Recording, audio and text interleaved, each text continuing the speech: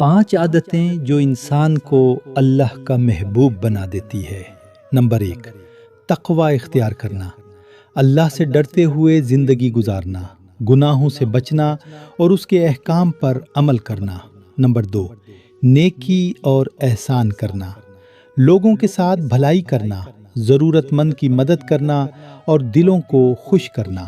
Number 3، صبر کرنا، مشکل حالات میں شکایت کے بجائے صبر کرنا اور اللہ پر بھروسہ رکھنا۔ نمبر 4، توبہ اور پاکیزگی، اگر غلطی ہو جائے تو فوراً اللہ سے معافی مانگنا اور اپنے دل اور عمل کو پاک کرنا۔ نمبر 5، اللہ پر کامل بھروسہ، ہر معاملے میں اللہ پر اعتماد رکھنا اور یقین رکھنا کہ وہی بہترین فیصلہ کرنے والا ہے۔